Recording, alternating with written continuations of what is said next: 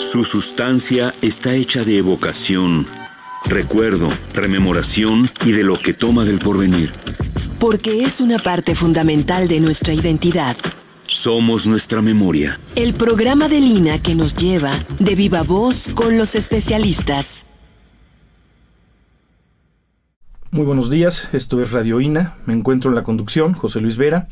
La Secretaría de Cultura y el Instituto Nacional de Antropología e Historia los invitan a acompañarnos en la emisión de la serie Somos Nuestra Memoria. Contamos con la presencia del etnólogo Antonio Siller. Me es grato dirigirme a usted para hablar en esta ocasión del tema Arquitectura Novohispana en Filipinas. Bienvenidos a estos micrófonos. Antonio, gusto tenerte aquí. Muchas gracias. Un gusto estar nuevamente con ustedes en este programa y con este tema tan interesante que vamos a tener oportunidad de conversar. De acuerdo. Pues justo hablábamos hace unos minutos fuera de micrófonos que en general somos profundamente ignorantes en general, digamos, sobre Asia. Tenemos una visión muy tópica sobre algunos países, pero en particular sobre Filipinas me parece que tenemos muy poca información y curiosamente un pasado compartido, ¿no? En muchos sentidos. Incluso veía, partiendo incluso del nombre, ¿no? Filipinas, que entiendo viene de Felipe II. Felipe II, cuando era todavía príncipe, después fue ya gobernante. Entonces, quisiéramos partir precisamente para hablar del tema de arquitectura novohispana, de tratar de explicar un poco la relación entre Filipinas y la Nueva España, un poco en el contexto histórico, qué relación se dio, cómo nace esta relación, para luego ir avanzando sobre los diversos temas sobre la arquitectura.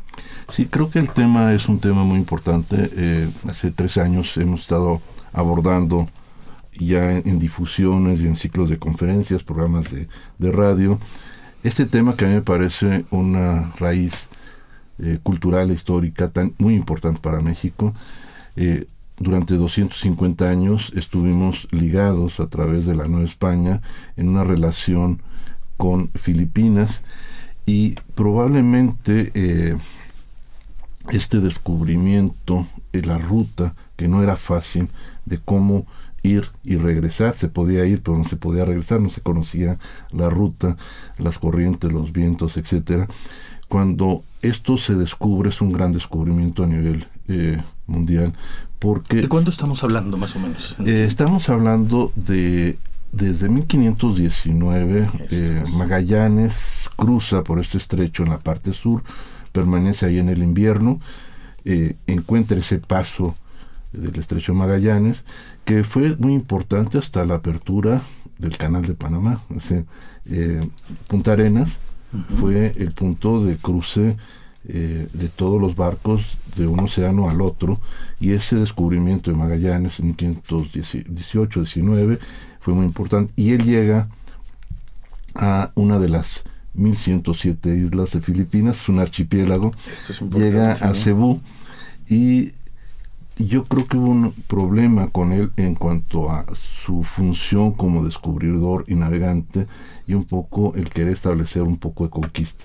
Entonces, cuando cambia eso, tiene un enfrentamiento con la población y muere en la isla de Cebú, que fue uno de los primeros puntos de asentamiento español, y Sebastián Elcano retoma el grupo de naves y hace la primera circunvalación en el mundo.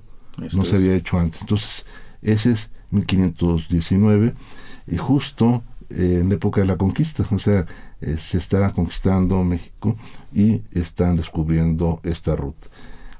Cortés tuvo un gran interés en encontrar el paso, es decir, él es el gran promotor en el siglo XVI de hacer los primeros astilleros y mandar algunos de sus capitanes para encontrar este comercio con las especias y con Asia. Se podía llegar y no se sabía cómo regresar, era muy difícil por las corrientes, los vientos, y es hasta 1564 en que de Manzanillo se parte Legazpi y Urdaneta, Agustino, y logran llegar a Filipinas. Legazpi le da instrucciones a este fraile Agustino, Urdaneta, Fray Andrés de Urdaneta, y en 1565 toma una de las pocas rutas que no se habían hecho un poco más al norte, casi paralela a Japón, Kuroshibo o Corriente Negra, Esto es. y toma los vientos y una corriente que lo lleva hasta California y baja. Y es a partir de 1565 que se establece lo que se llamó el tornaviaje y la globalización, porque se pudo empezar a intercambiar culturas, comercios, etcétera, entre Asia, América y Europa, y una extensión hacia el sur, hacia Perú. Esto es. ¿Cuánto dura, digamos, el dominio español en Filipinas? Con esta empresa, el Tratado de Tordesillas reparte el mundo. Claro. Y el punto fronterizo, la frontera occidental, es Filipinas. Y además Filipinas, si uno revisa, tiene una posición estratégica, es decir, es un punto de frontera en el mar, en donde puede, sin entrar a los territorios que le correspondían a Portugal y que era difícil navegar o entrar o comerciar, tener todo lo que hay en el otro lugar a través de los chinos.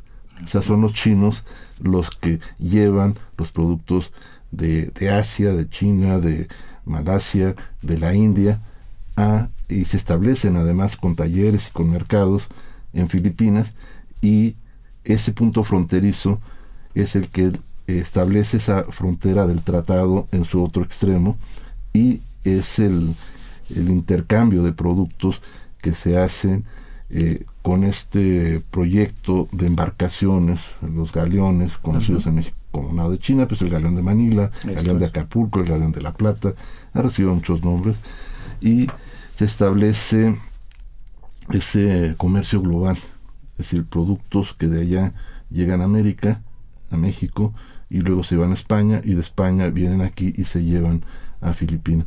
Entonces hay una globalización en ese momento, en 1565, que no se había tenido. Es decir, en otros momentos de la historia pues se comercia con ciertas áreas, pero no se tiene esa concepción global, y es a partir de ese momento en la que México está en el centro.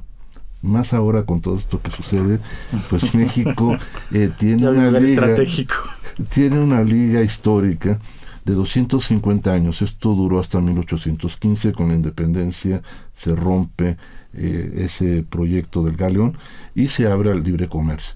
Oye, en ese sentido, y antes de empezar a hablar de arquitectura, pues en estos vínculos comunes, en este comercio entre Filipinas y Nueva España, ¿qué nos traen? ¿Qué se llevan? Nos llega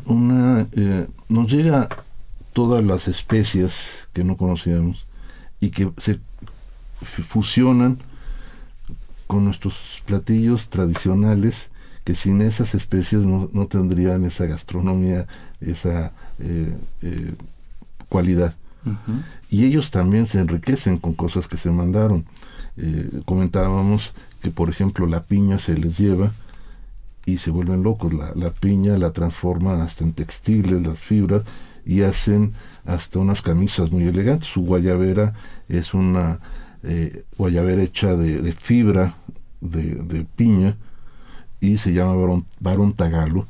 Uh-huh. Y es lo más elegante que hay para vestir. Es una especie de filipina, como nosotros les decimos. Exactamente.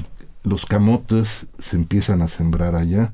Hay una isla frente a Cebú que se llama Los Camotes, es decir, entonces se lleva el cacahuate,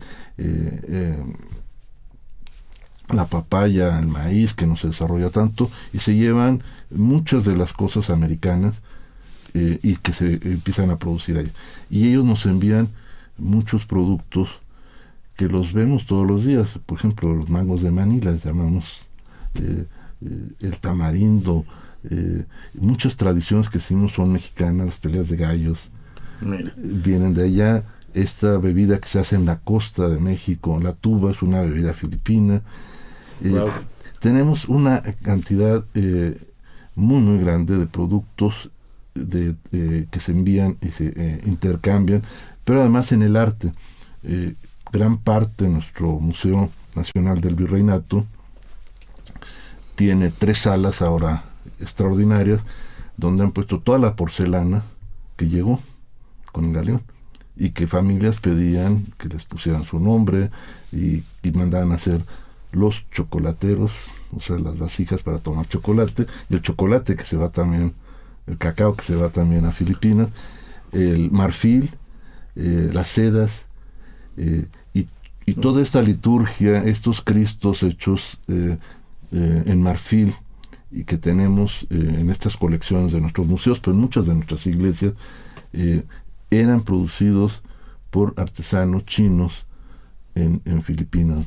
¿Y qué me dices de la lengua, del castellano como vínculo común? Sí, el castellano se llegó a hablar, se hicieron, los agustinos fueron la orden que llegó y que más desarrolló esta relación, y se hicieron estos catecismos, o sea, lo mismo, la misma experiencia que se había hecho en América, hacer catecismos en las lenguas de ellos. El tagalo es una de las muchas que hay ahí, es decir, es la lengua oficial junto con el inglés actualmente. En algún momento se habló también el español, pero el tagalo es solamente el de la isla de Luzón, que es la principal. Hay muchas otras lenguas en todas estas islas, pero fue como la lengua franca, o sea, fue la que dijeron, el tagalo vamos a usarlo junto con el español en su momento. Entonces se hicieron catecismos en lenguas de ellos para hacer la evangelización de muchas de estas comunidades, con la diferencia de Mindanao, que es una de las islas más grandes al sur, que tiene la influencia musulmana. Y ahí no pudieron entrar nunca los españoles. Me comentaba un colega que se hicieron fortificaciones y se mandó población tlaxcalteca a ocupar estos lugares, pero era la línea de fuego, porque ahí se tomaban y se perdían, y actualmente ¿de cuándo estaríamos hablando que ocurrió este intercambio? Final siglo XVI, y actualmente hay mucho respeto a esa región. Hay un día que se celebra el Día Musulmán, y lo celebran en todo Filipinas, en respeto a la otra religión que también permanece. Y la religión, creo que es el punto. Sí, la lengua, el español no está, pero la religión católica está presente. Y está el culto a la Virgen de Guadalupe, son muy guadalupanos, es decir, los cohesionó la religión más que la lengua, ¿no? Bueno, pues ya se ve que el intercambio fue mucho más intenso de lo que uno tiene idea en principio. Y me gustaría ir entrando poco a poco en materia sobre la arquitectura. Quisiera preguntarte si nos pudieras describir cómo eran las construcciones en el territorio de lo que hoy es Filipinas antes de la llegada de los españoles, y en qué sentido podríamos hablar de vínculos con la propia región geográfica, con los países próximos, digamos, antes de que pues se dé este encuentro y se empiecen a dar todos estos intercambios. Sí, había un gran comercio ya anterior de China, o sea, China navegaba, comerciaba con estas islas, y seguramente muchas influencias, sobre todo, yo creo que Filipinas tiene un desarrollo importante en arquitectura y navegación, no de mar, pero sí entre islas, porque sus caminos son de agua. O sea, el tránsito dentro de las islas es difícil, porque es una zona, es un cinturón volcánico, es decir, este cinturón de fuego que da vuelta en la costa de México, llega a Sudamérica, hace una vuelta, y el cinturón de fuego está marcado por las islas. Japón forma parte, entonces una zona de sismos, terremotos, y los tsunamis y los huracanes, que allá les llaman de otra manera. Entonces esa relación existía de navegación con esta región externa. Entre ellos no navegaban fuera, sino de isla a isla, pero los asentamientos en la costa permitían el abastecimiento de recursos, y la arquitectura naval de canoas y cabotaje, pues, y el uso de la madera lo llevaron a su arquitectura. La arquitectura yo la he identificado como arquitectura vernácula, la que ha sido más tradicional y que se ha conservado con algunos cambios. Y la arquitectura que llamo histórica es la que en cada uno de los momentos ha tenido otras influencias y se ha ido transformando, sobre todo en centros urbanos que se establecieron. Entonces ese ya tiene presencias asiáticas, presencias españolas y sobre todo presencias novohispanas. Yo creo que esa parte resulta interesante tanto en las construcciones como en los materiales ya construidos en piedra. Su arquitectura es principalmente en madera, y el tema de la madera es importante porque si México fue rico en plata y la explotación de la plata fue una de las actividades más importantes, en Filipinas los españoles no encuentran plata ni oro, muy poco.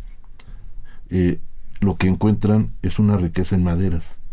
Entonces la misma explotación que hubo de la plata en México la tuvieron con madera, y se explotaba a las comunidades, los hacían bajar enormes cantidades de madera para la fabricación de barcos y para llevar maderas a otro lugar. Y son maderas extraordinarias, yo creo que tienen, por la ubicación geográfica, unas maderas especiales para construir barcos, y se hacen con muchas maderas, cada parte tiene una estructura diferente. Entonces la arquitectura naval probablemente tuvo también cierta influencia a la arquitectura histórica.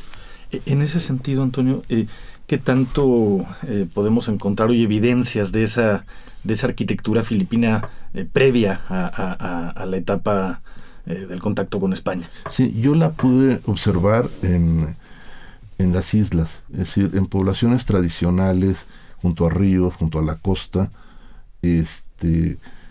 La arquitectura sigue siendo con las maderas que hay ahí, con los palafitos, son zonas que se inundan, entonces fluctúa los niveles, las mareas o las temporadas de lluvia que suben mucho los niveles.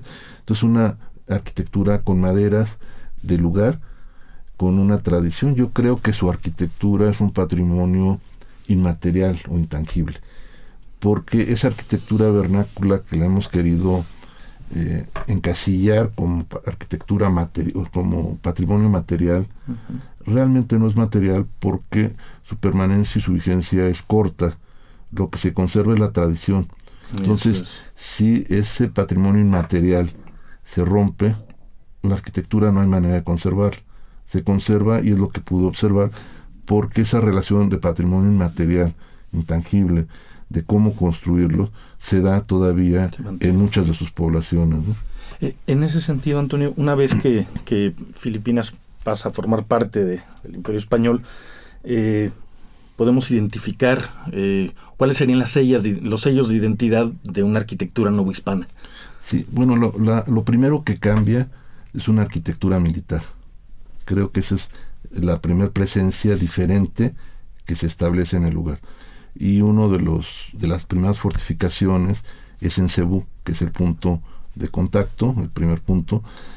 Hay una construcción no muy grande, fortificada, fortificación San Pedro, y posteriormente, años más adelante, se mueven a Luzón, que es la isla más al norte, y se establecen en Manila, y establecen esta gran fortificación que fue ampliándose, que es la construcción de asentamientos fortificados para proteger. La población española y mestiza o criolla vivía en intramuros, y la población local no podía estar dentro de la fortificación o de la ciudadela. Inclusive la población china estuvo limitada y llegaba a rebasar, llegaba a cada barco con cargamentos, pero con población, y entonces no podían controlar eso, y había un gran temor de que hubiera una rebelión de toda esta población, que era mucho mayor que la propia población española, criolla o mestiza, y no podían permanecer en la ciudad, tenían que salir de la ciudad fortificada, y se establecieron los angleis, que son las poblaciones circundantes a la ciudad de barrios chinos, y se establece el parián, que ese parián nos llega como palabra, es decir, claro. El parián que uno encuentra todavía cuando va uno a Puebla, hay un mercado que se llama el parián, es una palabra tagala, Mira. del Tagalo. Lo tuvimos, el más importante estuvo en la Ciudad de México, casi ocupaba un cuadrante de la Plaza Mayor. Se tuvo en Guadalajara. En muchas sedes había un parián donde se intercambiaban productos que venían ultramarinos, o sea, de otras regiones, pero de Filipinas. Y en Manila hubo alrededor de 9 asentamientos diferentes porque eran cambiados, y siempre afuera de la ciudadela. Comentabas que buena parte de los materiales que explotaban eran maderas. La arquitectura novohispana, o digamos la arquitectura filipina en esta etapa, ¿sigue recurriendo a la madera como elemento central? Sí, es interesante. De esta arquitectura militar se pasa casi a la par una arquitectura religiosa, y entonces los agustinos en nuevas congregaciones que hacen, construyen iglesias monumentales en piedra, con cubiertas en madera. Además es una zona sísmica. Uh-huh. Entonces la construcción que encontramos en piedra es masiva, poco como Oaxaca, que vemos que es baja, pesada, ancha. Es igual porque es una zona sísmica, altamente sísmica. Y estas construcciones religiosas, las torres son exentas al edificio para evitar el que trabajen juntas y se colapsen. Y a partir de este momento ya hay arquitectura en piedra, madera, y es la etapa de la arquitectura religiosa que se establece. Y la arquitectura civil va a tener una importancia y una fusión. Se van a introducir algunos modelos españoles, inclusive palabras, el patio, sotehuela, zaguán, se siguen usando en la forma de hacer las casas, y de alguna manera funcionan también como la Ciudad de México, que había este sistema de taza y plato, donde el accesorio estaba abajo y la casa real o el palacio arriba, y había un entresuelo donde vivía el que trabajaba el taller. Entonces estas casas en ciudades como Manila, la parte de abajo se rentaba para comercio, había un accesorio donde se podía dormir y trabajar, y en la parte de arriba había un entresuelo donde había una zona de descanso para el que subía al tercer piso, y el último piso es la casa de Manila hecha en madera. O sea, la parte de abajo es en piedra y la parte de arriba es en madera, con teja de barro y con todo un sistema de circulación de aire. Entonces eso permite una adecuación bioclimática. Claro. Protegen de asoleamientos, pero ese tercer piso pues siempre está ventilado, siempre corre aire, y las casas pues son casas ventiladoras. O sea, siempre hay privacidad con celosías que se hacían.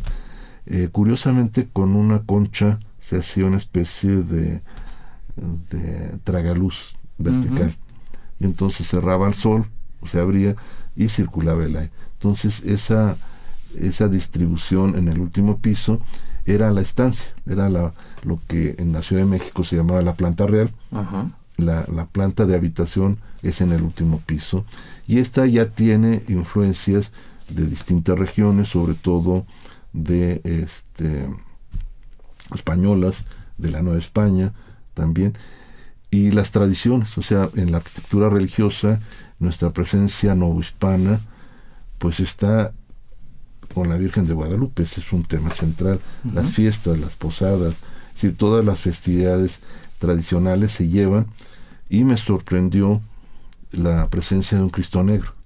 También. Así como tenemos en rutas de comercio, en las costas, sobre todo rutas comerciales, iglesias que coinciden la fiesta del Cristo con la feria, tenemos afuera de Manila, en la periferia, un barrio y una iglesia dedicada a un Cristo Negro. Oye, Antonio, ¿aún hoy se conservan, digamos, estas primeras edificaciones de arquitectura novohispana? Sí, a pesar de... ¿Cuáles serían las principales? Sí, la UNESCO ha declarado varias arquitecturas y varios patrimonios culturales. Uno que a mí me pareció extraordinario es en la zona norte de Luxón, que se llama Las Cordilleras. Son los Ifugaos, son los grupos que están ahí, y son las primeras terrazas de arroz en acantilados. Entonces son estos sistemas hidráulicos de tierra y piedra y después de piedra que permiten retener el agua y canalizarla y utilizarlas para sembrar. En pendientes totalmente inclinadas se hacen terrazas elevadas, campos elevados para el cultivo del arroz, y esa es una arquitectura reconocida por la UNESCO como un sitio de patrimonio de la humanidad. Estas terrazas de arroz que existen en todo Asia, no solamente ahí. La otra inscripción son sus iglesias, son 3 de ellas, San Agustín en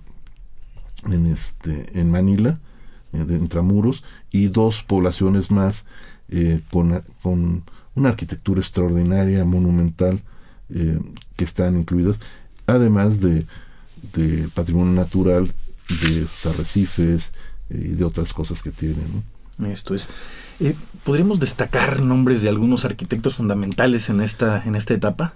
Es curioso porque los arquitectos son los frailes. Eso. Nos pasó casi una segunda la historia como la que sucede en México. Estos frailes son los que con constructores de allá hacen las obras, las van modificando, y la presencia ya de arquitectos ya es muy tardía, y esas ciudades como Manila, es decir, ya no se mueven al interior porque los caminos eran casi imposibles de poder llegar. Lo que sí hubo fue una arquitectura naval, que ese es el otro aspecto también interesante. Frente a Manila, a la bahía de Manila, está Cavite, y Cavite fue el puerto más importante donde todas las embarcaciones y todos los galeones prácticamente se hicieron, por muchas razones. Tenían la madera, tenían la explotación de la mano de obra no pagada, que participaba en la construcción de estas grandes embarcaciones, y el astillero donde se hacían estas embarcaciones estaba en este lugar, frente a Manila, en donde se comerciaba y se protegía, ¿no? Entonces, la arquitectura naval sí requirió de constructores españoles que eran trasladados con sus familias para retenerlos. Yeah. Entonces, tenían más interés que hacer arquitectura civil o religiosa o militar, aunque hubo algunos tratados que se llevaron, en la arquitectura naval, que sí se requería.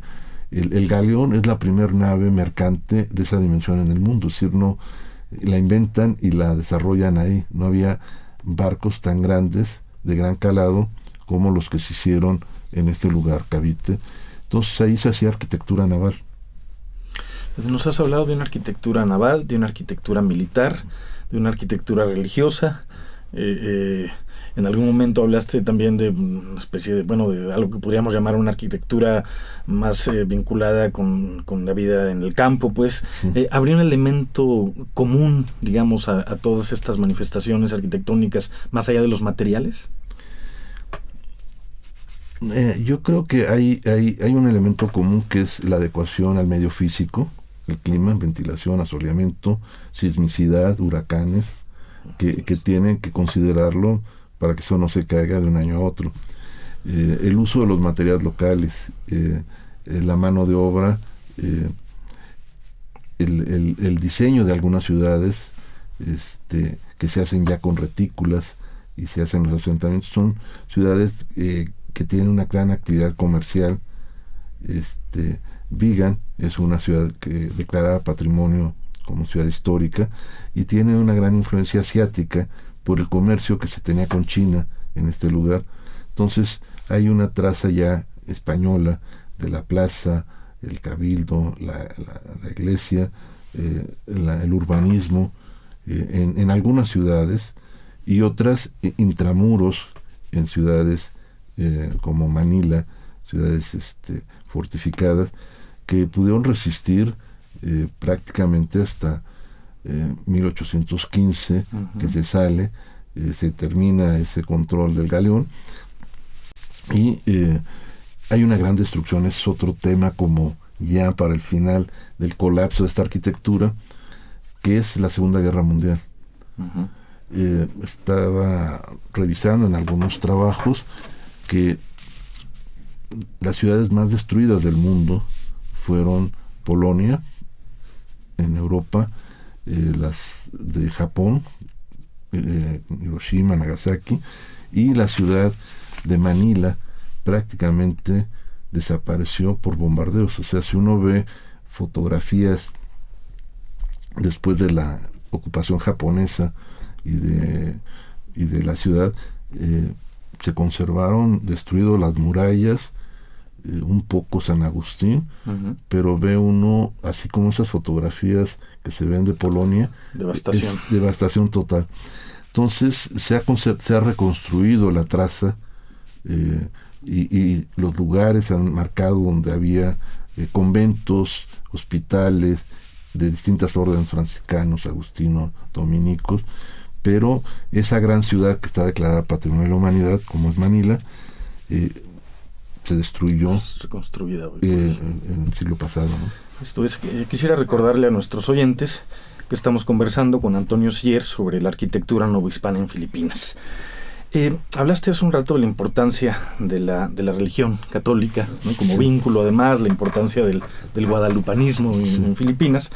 Y me gustaría que nos hablaras un poco sobre la construcción de iglesias y conventos, cuáles fueron las primeras y cuáles son sus características fundamentales.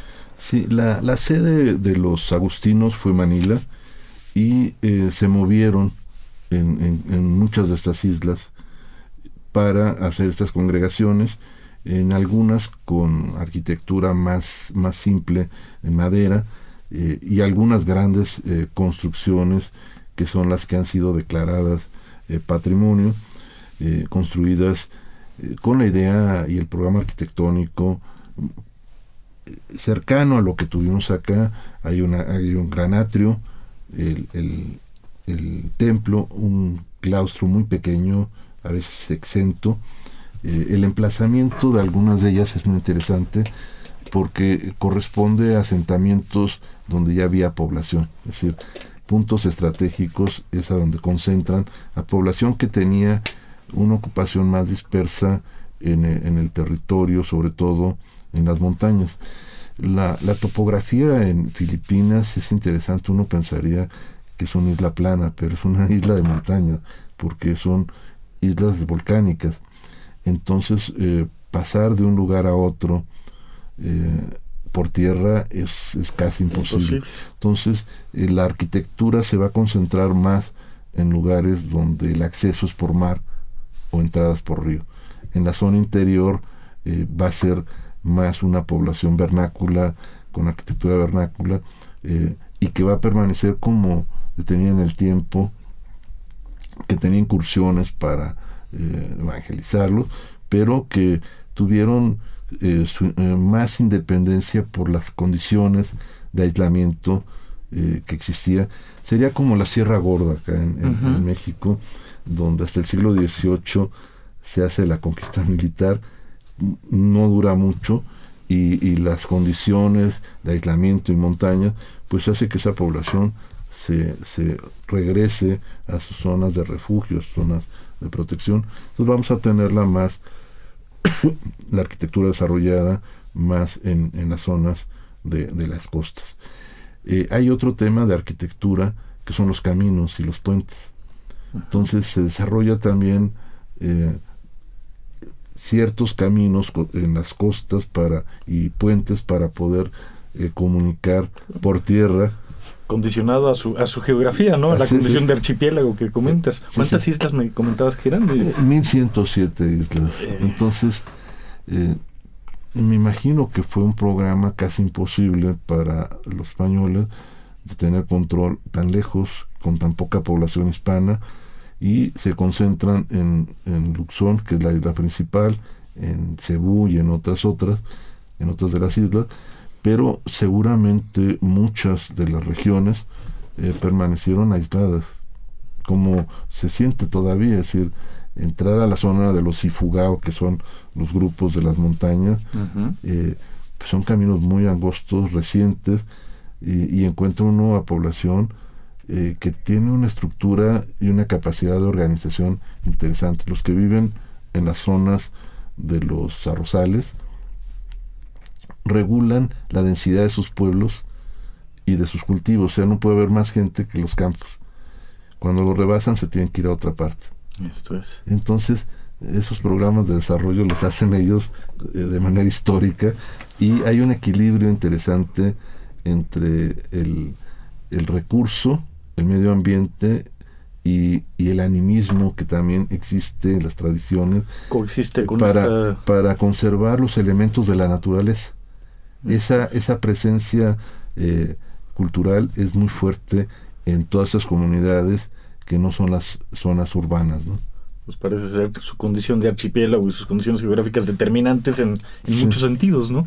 Sí, yo creo que cuando queremos entender un grupo culturalmente en un archipiélago es otra estructura.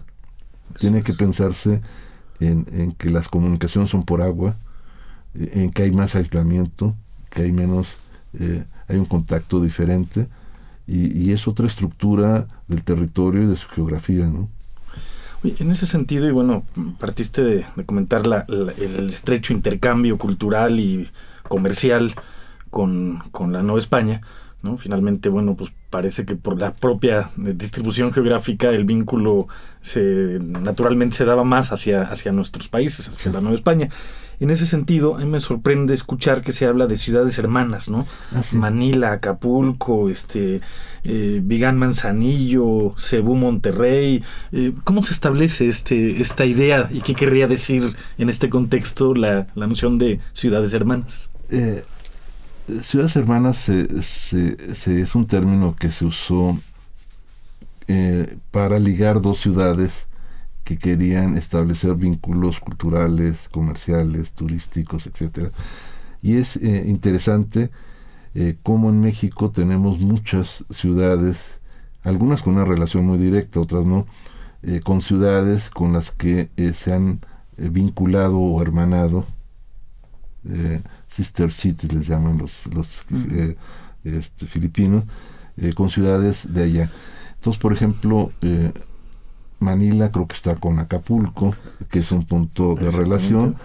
Tasco, que está en la ruta de comercio por tierra, o sea, es el Camino Real, está creo con Baguio, que es una ciudad en las montañas. O sea, esta ciudad que hacen los americanos como de verano en las montañas, con una traza muy interesante de un arquitecto y urbanista americano, traza en las montañas una ciudad de descanso para la ocupación que tuvieron de los americanos. Se hermana con Tasco. Cuernavaca, Tagaytay, que es parte de la ruta del Camino Real de Acapulco, la Ciudad de México, con Tagaytay. Tagaytay es como el Cuernavaca de Manila. El equivalente. Está a una hora, la gente va y es un clima parecido, muy bonito. Entonces se han hermanado con estas ciudades, con las otras que aparecen ahí. ¿Y aún se mantienen vínculos que rememoren esta relación? ¿O? Yo creo que el gran error, y en una publicación que hicimos yo sugería cómo hermanarlas mejor. Lo hicieron con las administraciones municipales. Uh-huh. En nuestro país duran 3 años, las de ellos no recuerdo cuánto duran, y entonces como un proyecto de 3 años, porque después llega otro, y aunque haya el hermanamiento, dice lo hizo el otro, y ahí termina. Inclusive nuestros cronistas en Cuernavaca les comenté, estamos hermanados con Tagaytay, y no sabían. Entonces, ¿cuándo se da este vínculo? Ese fue hace unos 15 años más o menos. Y la relación ahora que tenemos con la Embajada de Filipinas y el agregado cultural ha sido muy buena. Y la intención que yo tenía y que teníamos con la Embajada es restablecer y rehacer esos vínculos, pero involucrar no nada más al municipio y al otro municipio de Filipinas, sino a las universidades que pueden ser el puente, o los institutos de cultura.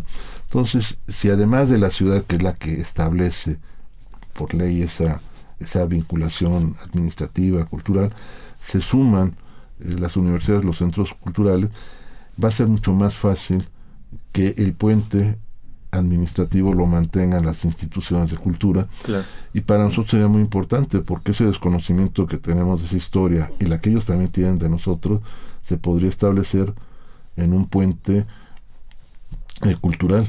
La radio sería un puente inmediato, es decir, este programa lo pueden estar bajando y viendo allá en Filipinas, y algunos que ellos estuvieran realizando podríamos tenerlo. Entonces, yo creo que las instituciones, las universidades deberían de sumarse en esta reestructuración de hermanamientos que permitirían intercambios. Eso también sería muy importante, intercambios de investigadores que van allá, de estudiantes, de turismo, etcétera, que es un vínculo cultural existente. Si los filipinos les gusta venir, cuando vienen a visitar, por ejemplo, la Basílica de Guadalupe y muchas cosas, y tenemos otros productos, por ejemplo el arroz, no lo hemos mencionado, pero el arroz que se empieza a cultivar en la costa de México sube a algunas regiones, como es el caso de Morelos, en donde logramos hace un par de años la denominación de origen en México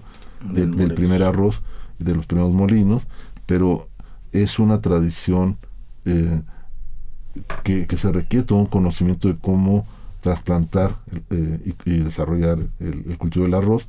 Entonces, México tiene en Jojutla, en Zacatepec, el germoplasma más importante de arroz en México y probablemente Latinoamérica, me decía uno de sus investigadores. Y la sede en Filipinas es una de las más importantes de Asia. Entonces, a nivel científico, ya a ese punto podría establecerse una relación importante, ¿no? Claro. Me gustaría que, hace un rato lo mencionaste, ¿no? La presencia de parianes en México, en Morelia, en Puebla. De alguna forma lo que nos has venido comentando es cómo se ha dado este intercambio y cómo el intercambio ha sido mutuo. En ese sentido, me gustaría si pudieras ampliar un poco la idea de la influencia de la arquitectura filipina en la propia arquitectura de la Nueva España en un primer momento, y porque tenemos todavía muchas evidencias. Sí, hay unos planos antiguos del Parián, uno de los 9 que se hicieron en Manila, y es un mercado perfectamente estructurado, o sea, el de allá. Tiene una serie de calles interiores que son como las calles comerciales. Está todo cerrado, es intramuros. Tiene sus calles, tiene los comercios abajo donde se venden las cosas. La habitación de los que venden está arriba. Uh-huh. Tiene pozos de agua, tiene letrinas, tiene una capilla.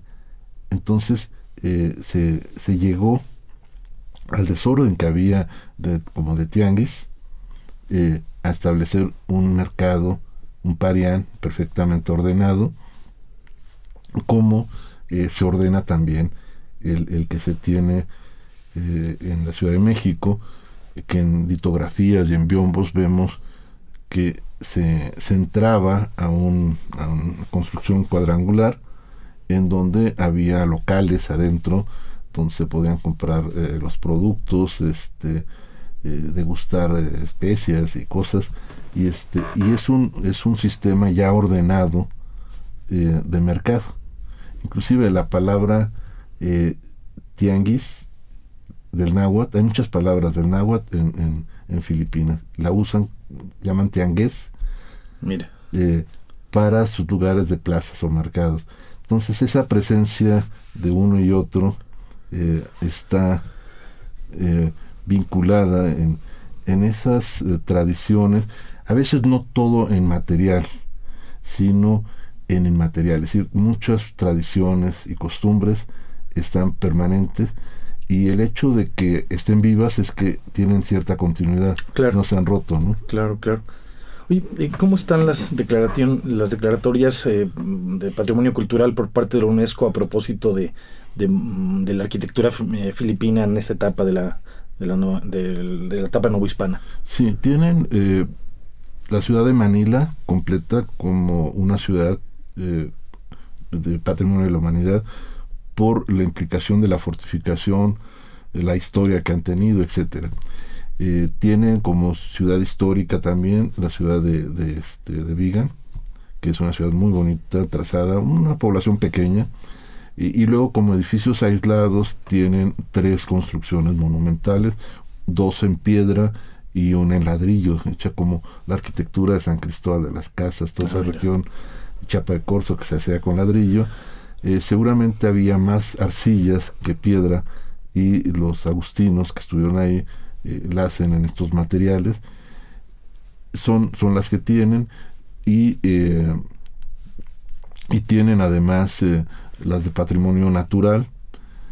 La intención que tenemos, un grupo de miembros del ICOMOS, Consejo Internacional de Monumentos y Sitios, del cual pertenezco y coordino el Comité Científico de Itinerarios Culturales, que es una categoría muy interesante porque plantea por primera vez que el patrimonio es territorio, y entonces se rompe la escala del objeto o de la ciudad, y entonces los préstamos culturales, los movimientos, se entienden más de manera global, como la ruta de la seda, la ruta de los esclavos.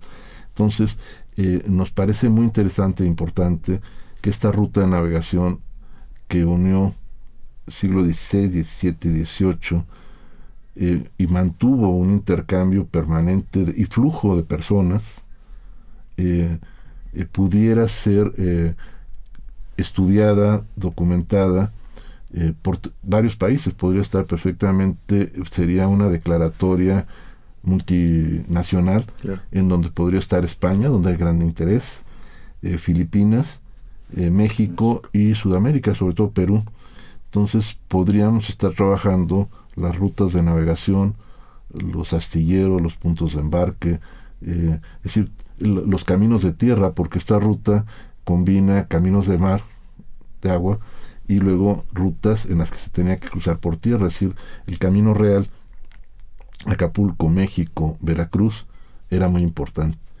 Y la administración y la economía para abastecer a las flotas, por ejemplo, se tenía que viajar durante 3 meses más o menos a Filipinas, y el regreso 6-7 meses. Y el abastecimiento de carne salada, de productos que pudieran conservarse lo mejor posible, muchos de ellos eran, por ejemplo, producidos en Puebla, en la región de Puebla-Tisco, sobre todo una región donde se cultiva trigo. Entonces, y los molinos producían una cosa que se llamaba el bizcocho marinero o la galleta marinera, que era una especie de pan duro con mucha sal que se podía mantener como piedra, y se llevaba en los barcos para resistir sin que se echara a perder, aunque se terminaban echando a perder. Entonces la producción de esta región pues tenía un mercado ya cautivo, que era sí, la ubicación estratégica de esta región, Puebla-Tlisco, pues podía vender esta galleta marinera o bizcocho marinero para las embarcaciones que salían de Veracruz a España, o venderla a Acapulco para abastecer las embarcaciones. Entonces las economías y los caminos de esta situación, de esta ruta, pues tuvo una gran importancia. Es decir, no nada más el hecho de una arquitectura en un lugar, sino toda la infraestructura y lo que generaba ese comercio y esas actividades. Y en ese mismo sentido de intercambios, algo de la tradición en la construcción de barcos es adoptado, digamos, de este lado. No, porque los barcos se hacían prácticamente allá. Eso es. Hay los primeros astilleros que hace Cortés en las costas, resultaban muy costosos, el traslado de maderas, etcétera, mientras que allá había una gran abundancia de maderas, una mano de obra. Entonces pues se maquilaban allá y se traían se llegó a desarrollar, por ejemplo, San Blas, que era punto que tocaba la ruta del Galeón, embarcación y astilleros de cabotaje, los que van en la costa, pero no de gran calado, que eran los que llegaban.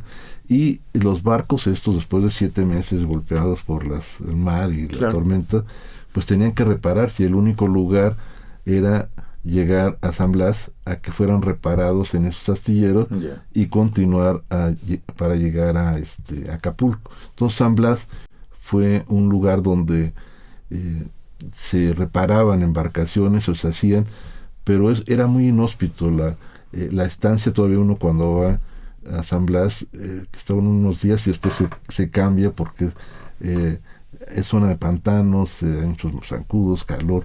Entonces era curioso porque los capitanes les permitían estar tierra adentro en mejor condición, y solo cuando iban a zarpar bajaban y salían, y a la población que estaba en San Blas pues prácticamente la tenían retenida en una zona pues insalubre. Si recordemos, Acapulco se hacía población cuando estaba la feria, que era otro tema con el galeón, y después era abandonado. O sea, no había más que el fuerte de San Diego, ¿no? Esto es, en el mismo sentido, ¿hubo algunos materiales constructivos de la arquitectura novohispana filipina que fueran llevadas desde aquí? No, la madera la usaban allá, la piedra se llevaba, al parecer, que es una línea de investigación que estoy haciendo, se llevaba población tlaxcalteca, canteros. Ajá. Entonces se llevaba a gente que ayudara a la talla de portadas, y hay muchas iglesias muy parecidas a las de la región de Puebla, Tlaxcala, que probablemente son estos tlaxcaltecas que fueron y que tenían una gran habilidad para la talla en piedra, que no había esa tradición en Filipinas. Seguramente estos grandes talladores de piedra fueron estos migrantes mexicanos que seguramente participan en la manufactura de esculturas y portadas de muchas de las iglesias.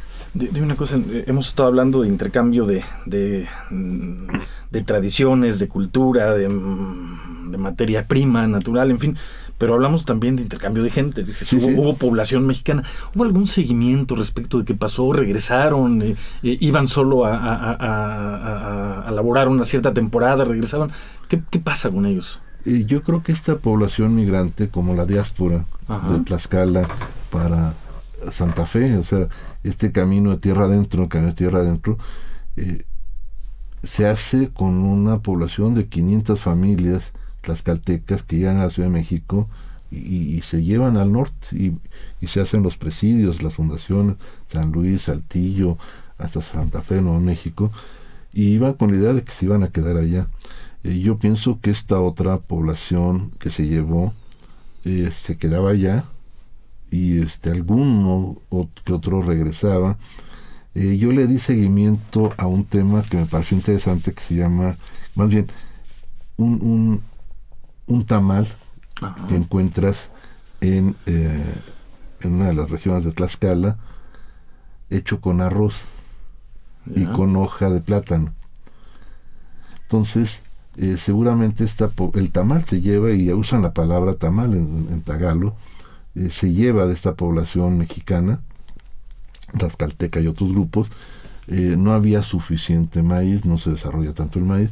Entonces, el tamal que hacen ellos, su variante de tamal, a lo que le llaman tamal, es con harina de arroz.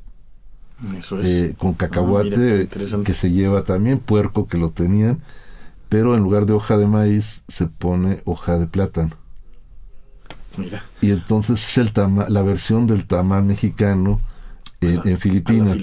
Pero encontrar ese tamal como platillo tradicional en un poblado en Tlaxcala, nos dice que alguien regresó, porque no tenemos arroz en Tlaxcala ni tenemos hojas de plátano.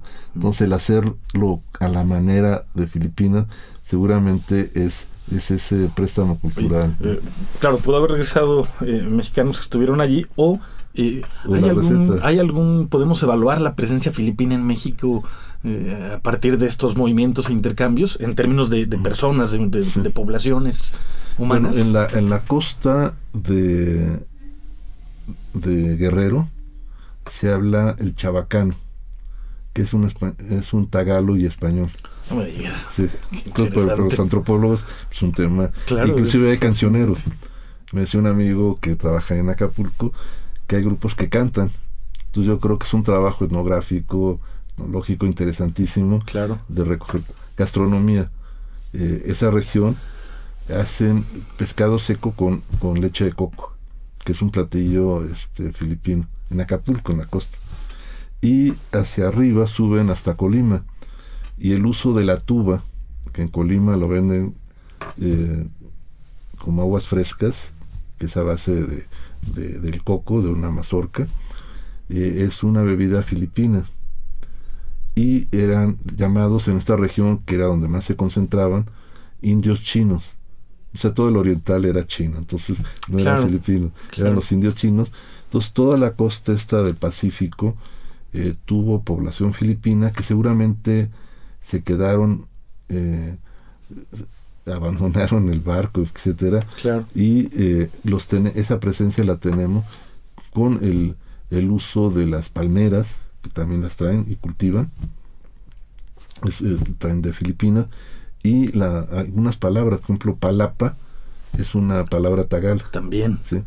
Bueno, ya se ve que los vínculos van más allá de lo que hoy por hoy consideramos que es el vínculo, que es el boxeo y la presencia de algunos boxeadores filipinos como Pacquiao. Ese es interesante porque los mexicanos dicen Filipinas y dicen Pacquiao. Claro.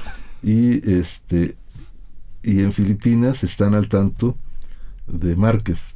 Ya. Entonces, claro, pues, el tema inevitable. que nos une al boxeo, a veces yo platicaba y se terminaba la plática cuando decía Márquez, porque fue el único que le ganó a Pacquiao. Claro. Entonces, pero pensaríamos que Filipinas son boxeadores y son más que eso. No, ya lo has mostrado hoy, el vínculo es intenso y además... Rizal, que es el héroe nacional, estudia medicina en España, y él hablaba español en Filipinas, y su poesía era en español. Entonces, bueno. Sus héroes de independencia eran hablantes de castellano y escribían en español. Oye, una pregunta antes de, pues, en fin, empezar a cerrar esto. El tiempo se acaba. Que tal vez es con la que debía empezar. Es cómo nace tu interés por Filipinas, cómo nace este interés académico, y supongo que además de académico, personal por Filipinas. Es curioso porque mis hijas estudian aquí en la Ciudad de México, en Tlalpan, se hospedan en Tlalpan, y la persona que nos facilitó un hospedaje ahí es una señora filipina, señora Clay. Y a 2 semanas que se habían hospedado ahí, hizo una reunión con el embajador de Filipinas que acaba de llegar y me invitó. Entonces, platicando con él, entró la relación, el interés, y justo además fue un año antes de los 450 años del tornaviaje. O sea, fue un año antes, y él tenía el interés de promover esa celebración que era el aniversario de la llegada del tornaviaje a Acapulco. Entonces, iniciamos estos ciclos de conferencias y este interés del tema de Filipinas, un poco retomando esta ruta cultural, este itinerario cultural, y esta relación con filipinos. O sea, la relación con filipinos fue importante, y luego la relación con ellos en sus fiestas. Y ahí hay un hecho histórico también interesante. El Escuadrón 201, que fue a pelear en la Segunda Guerra Mundial a Filipinas, es reconocido por Filipinas en México. En la celebración que ellos tienen cada año, los invitados de honor son antiguos pilotos ya muy mayores de ellos, que participaron en que están como invitados de honor en la fiesta nacional aquí en México por parte de la Embajada de Filipinas. Hay un reconocimiento más fuerte de ellos a ese hecho histórico y heroico que nosotros, ¿no? Ya. Oye, Antonio, pues nos gustaría, si pudieras, en fin, ya para cerrar casi el programa, recomendar alguna bibliografía para quien tenga interés en adentrar en este vínculo que ya se ve es añejo y mucho más intenso de lo que uno supone. El Instituto de Investigaciones Históricas de la UNAM ha publicado trabajos muy interesantes, tiene algunos seminarios que ha hecho, y yo pensaría que estas referencias ahí en estas bibliotecas de la UNAM Muchos de los libros que se hicieron y se editaron están agotados, pero en las bibliotecas uno puede consultarlos. Nosotros editamos un libro con 15 conferencias que hicimos el año antepasado. Lo he dejado en muchas de las bibliotecas y tiene temas diversos. ¿Quién lo editó? Porrúa. Porrúa Nos hizo la edición y son breves síntesis de todos los investigadores que participaron en el ciclo de conferencias, desde el cine, la literatura, la arquitectura, la gastronomía. O sea, es un toque de muchos temas y que resulta muy atractivo usarlo como introducción, ¿no? ¿El evento fue organizado en el Centro INA Morelos? Sí, en Palacio de Cortés. Tuvimos ahí las conferencias.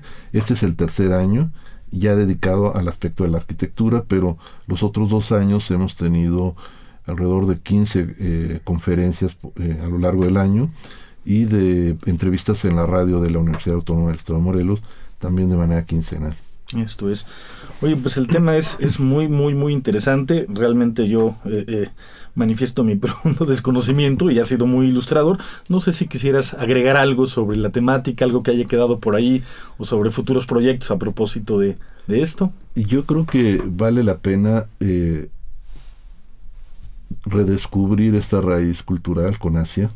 Es decir, nos tomó tiempo la raíz de África como una tercera raíz. Reconocimiento, pero yo creo que la raíz de esto, de la diversidad, yo creo que el proyecto que ahora debemos de tener es de la diversidad. Es decir, esa idea de nacionalismo con una sola fuente me parece atroz. Yo creo que la diversidad nos enriquece. Claro. Y más ahora con todas estas confrontaciones, la diversidad va a ser siempre un tema importante.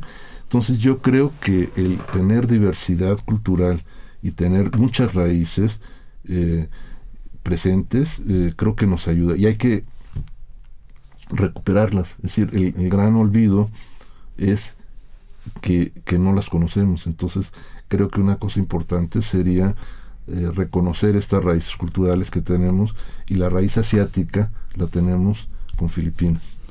Yo creo que en tiempos como estamos viviendo, esta idea, este mensaje queda como fundamental. La diversidad enriquece, sí, y hay que reconocerla. Muy bien. Pues muy bien.